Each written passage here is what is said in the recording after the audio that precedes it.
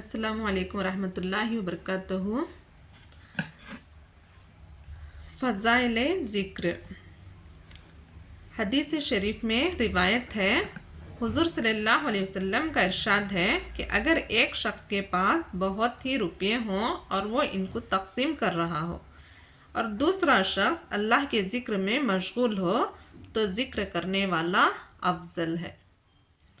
یعنی اللہ کے راستے میں خرچ کرنا کتنی ہی بڑی چیز کیوں نہ ہو، لیکن اللہ کی یاد اس کے مقابلے میں بھی افضل ہے۔ پھر کس قدر خوش نصیب ہیں وہ مالدار، اللہ کے راستے میں خرچ کرنے والے، جن کو اللہ کی ذکر کی بھی توفیق نصیب ہو جائے۔ یعنی جو مالدار لوگ اللہ کے راستے میں خرچ کرتے ہیں، غریبوں مسکینوں کی مدد کرتے ہیں، اگر ان کو ذکر کرنے کی بھی توفیق مل جائے تو وہ اس دنیا کے سب سے بہترین انسان، خوش نصیب انسان ہوں گے۔ ایک حدیث میں ہے کہ اللہ تعالیٰ شانہ کی طرف سے بھی روزانہ بندوں پر صدقہ ہوتا رہتا ہے اور ہر شخص کو اس کی حیثیت کے موافق کچھ نہ کچھ عطا ہوتا رہتا ہے، لیکن کوئی عطا اس سے بڑھ کر نہیں کہ اس کو اللہ کے ذکر کی توفیق ہو جائے۔ جو لوگ کاروبار میں مشغول رہتے ہیں، تجارت، زراعت، ملازمت میں گھیرے رہتے ہیں، اگر تھوڑا بہت وقت اللہ کی یاد کے لیے اپنے اوقات میں سے نکال لیں تو کیسی مفت کی کمائی ہے۔ دن رات کے 24 گھنٹوں میں سے 2-4 گھنٹے اس کام کے لیے نکال لینا کون سی مشکل بات ہے۔ آخر فضولیات لغویات میں بہت سا وقت خرچ ہوتا ہے، اس کارآمد جس چیز کے واسطے وقت نکالنا کیا دشوار ہے۔ یعنی تجارت، زراعت، ملازمت میں، کاروبار میں گھیرے رہتے ہیں تو ذکر بھی، کام کرتے وقت بھی ذکر کیا جا سکتا ہے۔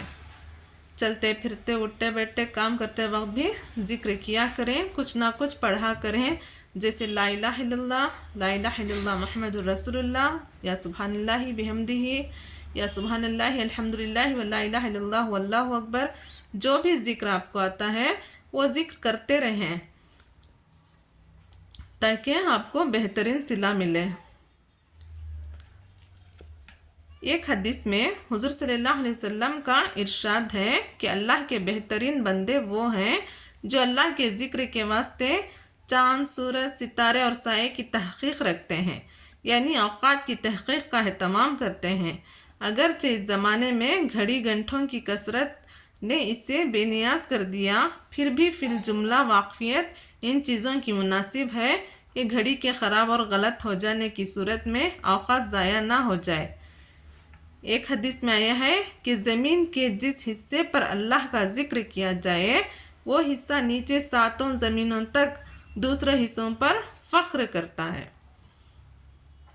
یعنی پہلے زمانوں میں چاند، سورج، ستاروں کو دیکھ کر وقت پہچانا جاتا تھا، ابھی تو گھڑی گھنٹوں کے زمانہ ہے، تو گھڑی خراب ہو جانے سے وقت ضائع ہو جائے، ایسا کہنے کا مطلب ہے۔ اور جس حصے پر بیٹھ کر ذکر کیا جاتا ہے وہ حصہ نیچے 7 زمینوں تک دوسرے حصوں پر فخر کرتا ہے، اس لیے زیادہ سے زیادہ ذکر کرتے رہیں۔ حضور اقدس صلی اللہ علیہ وسلم کا ارشاد ہے کہ جنت میں جانے کے بعد اہل جنت کو دنیا کی کسی چیز کا بھی خلق اور افسوس نہیں ہوگا بجز اس گھڑی کے جو دنیا میں اللہ کے ذکر بغیر گزر گئی ہو۔ جنت میں جانے کے بعد جب یہ منظر سامنے ہوگا کہ ایک دفعہ اس پاک نام کو لینے کا اجر و ثواب کتنا زیادہ مقدار میں ہے کہ پہاڑوں کے برابر مل رہا ہے، تو اس وقت اس اپنی کمائی کے نقصان پر جس قدر بھی افسوس ہوگا ظاہر ہے۔ ایسے خوش نصیب بندے بھی ہیں جن کو دنیا ہی بغیر ذکر اللہ کے اچھی نہیں معلوم ہوتی۔ یا اللہ، رات اچھی نہیں لگتی مگر تجھ سے راز و نیاز کے ساتھ، اور دن اچھا معلوم نہیں ہوتا مگر تیری عبادت کے ساتھ، اور دنیا اچھی نہیں معلوم ہوتی مگر تیرے ذکر کے ساتھ، اور آخرت بھلی نہیں مگر تیری معافی کے ساتھ، اور جنت میں لطف نہیں مگر تیرے دیدار کے ساتھ۔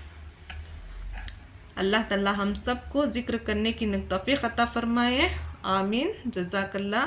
آپ کو ہماری حدیث پسند آئی ہے تو آپ ہمارے چینل کو سبسکرائب کریں، شیئر کریں اور لائک کریں۔ جزاک اللہ۔